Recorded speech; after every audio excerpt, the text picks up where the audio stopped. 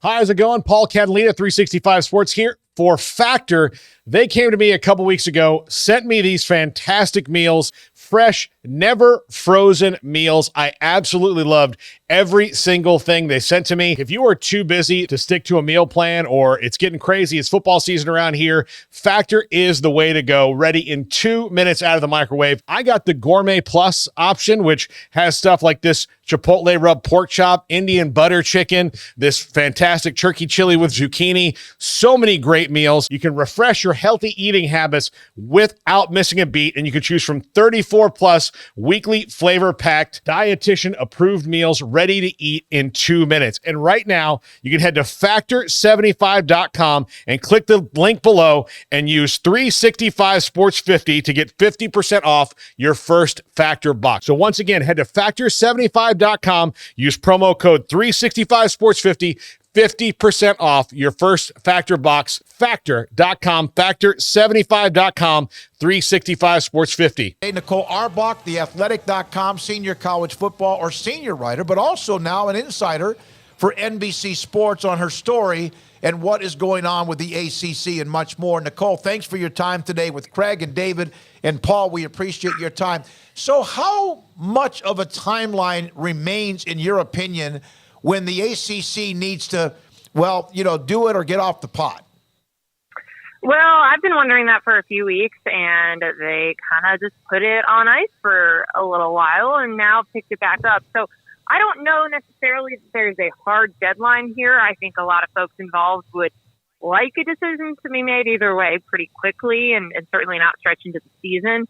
But I don't think that they are operating under a hard deadline. We've heard a lot of deadlines around realignment over the last couple of years, and a lot of people have blown past them. So I don't think they want to set anything like that. And, obviously these moves would be taking effect for next year, so you can't have them linger too much. But I do think, we can see by the amount of meetings that have been set for this week that things are ramping up, and you would think moving towards a final answer.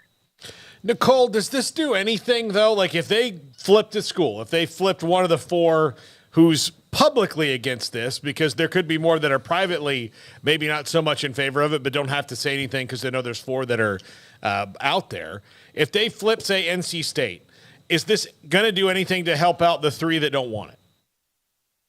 Well, I think that's what the question is. I mean, the schools that have been opposed to it and took a straw poll vote a couple weeks ago, part of the reason is because, what does it gain us? What is the value that's being added? Does it help our football product? No. Does it help the additional revenue that we need to close the gap with the SEC and the Big Ten? No.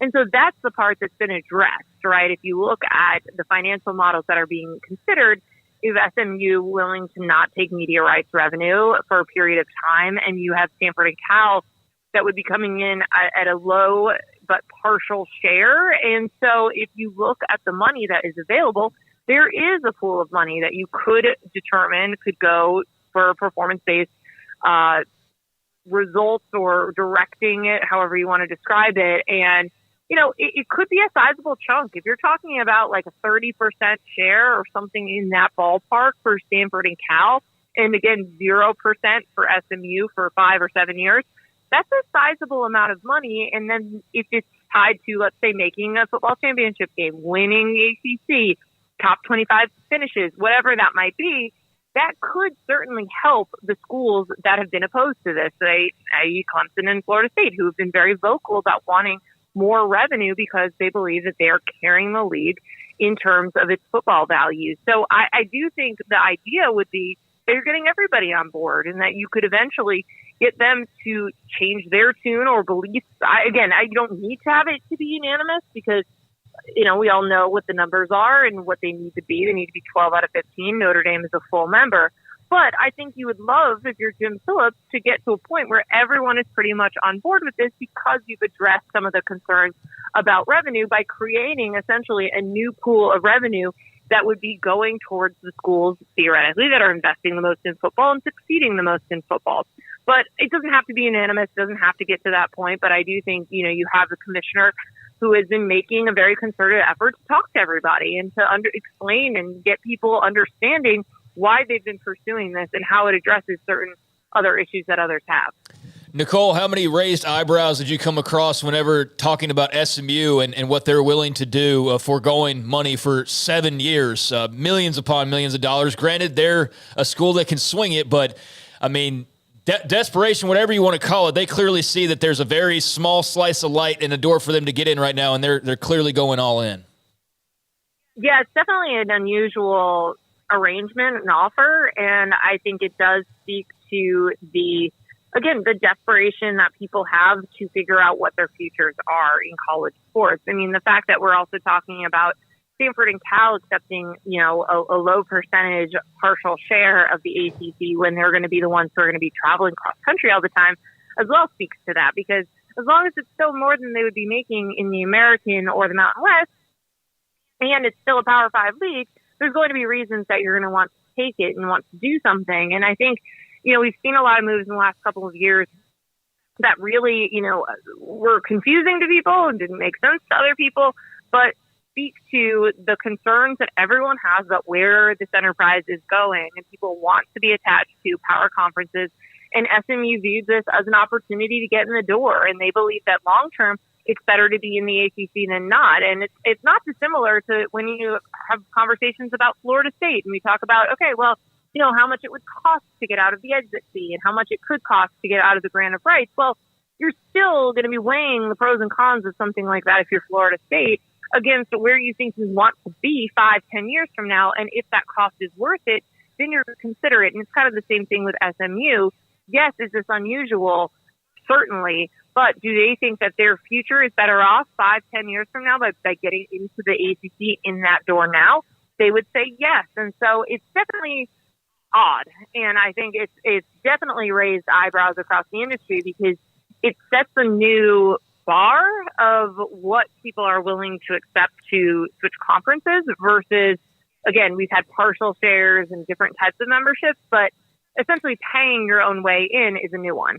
Wouldn't it have made it a lot more simple, Nicole, if the Fox and ESPN would have, they made the offer to the Pac-12, and then the Pac-12 had a lot higher, obviously, thoughts about themselves with the response of $50 million.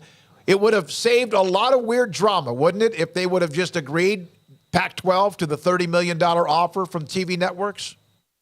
Well, a lot of people have done the math, right? If this does go through and you see what the total value ends up being for the schools that were formerly in the Pac-12 and what they could have had together. But you also have to think about, again, some of these schools are not taking full shares for a period of time. You also have different matchups that create different value. An Oregon-Ohio State matchup is something that is now offered as part of the Big Ten, which wasn't part of the Pac-12 package. So there's a lot of different reasons. But, it just speaks to the many different twists and turns and all of the different points where things went wrong and decisions or actions were made that were wrong for the Pac-12 to have gotten to the point where the league, potentially is dissolving completely. If Stanford and Cal go to the ACC and you only have 2 members left, it certainly would seem more likely than not that they would be joining another league versus trying to backfill and create a Pac, whatever size conference this is. So again, it's all of these, these schools did have value.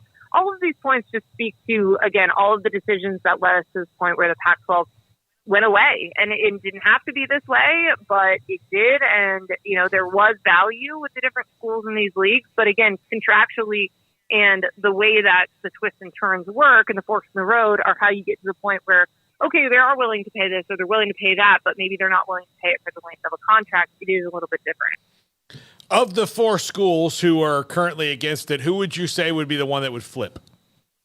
Oh, I'm not going to estimate or guess on that.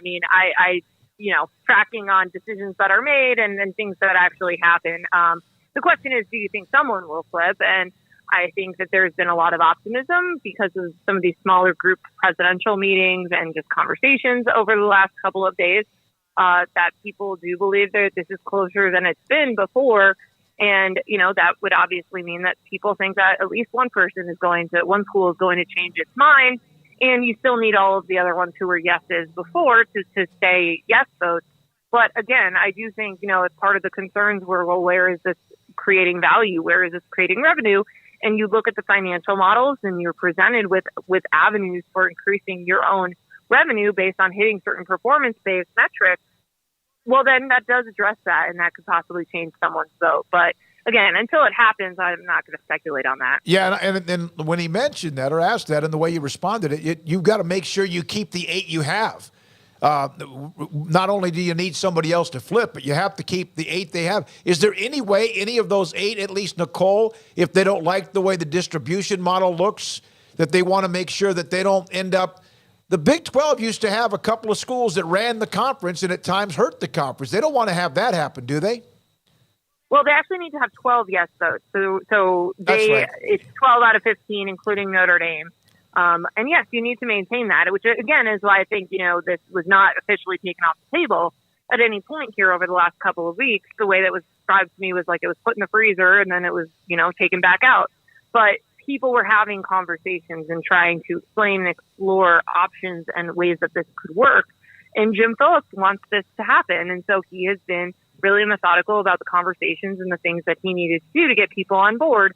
And so, you've got to believe that if this has momentum now and is being taken seriously and people do believe it's closer than ever to happening, that you have that support. And again, I think we'll know a lot more after the athletic directors meet tonight and they kind of are presented and discuss some of these things related to the financial models. But, until you have that, you just kind of are basing this off of the optimism, that I've had in a number of conversations with folks in the league. Thank you so much, Nicole. Great stuff as always. Appreciate it. Congratulations on the NBC Sports opportunity, too, and what you do at theathletic.com. Have a great week. All right. Thanks for having me. Thank you. Nicole Auerbach with us on 365 Sports.